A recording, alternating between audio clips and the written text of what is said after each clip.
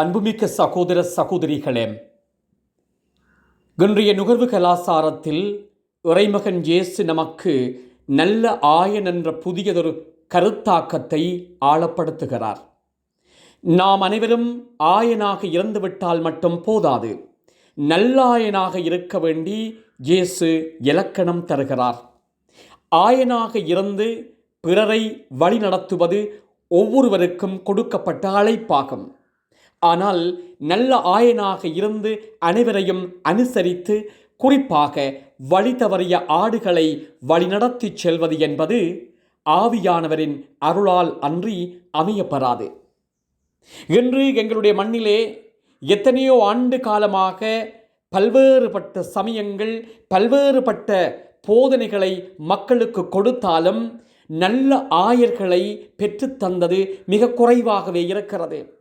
நல்ல தலைவர்களை உருவாக்கி இருப்பது மிக குறைவாகவே இருக்கிறது. நல்ல ஆயனின் இன்றியமையா பண்பாக கோடிட்டு காட்டப்படுவது தொலைந்ததை தேடுவது, காணாமல் போனதை கண்டுபிடித்து மகிழ்வது. இன்று எத்தனையோ ஆயிரக்கணக்கானோர் முகவரி இழந்த முகங்களாக, வாழ்க்கையில் வடிகட்டப்பட்டவர்களாக, சமூக கட்டமைப்பில் சல்லடை கற்களாக அன்றாட வாழ்க்கையை நகர்த்தி கொண்டிருக்கின்றனர். இப்படிப்பட்ட ஏழைகள், அனாதைகள், திக்கற்றவர்கள் எங்கிருந்தாலும் இவர்களை தேடி கண்டுபிடிப்பது நல்லாயனின் கடமையாகும்.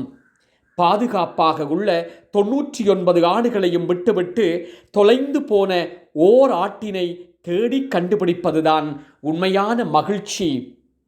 இச்சிறியோருள் ஒருவருக்கு நீங்கள் செய்த போதெல்லாம் எனக்கே செய்தீர்கள் என்று கூறுகிற ஆண்டவர் நாம் செய்கின்ற செயல்களை மிகவும் கருத்தாக உன்னிப்பாக பார்க்கிறார்.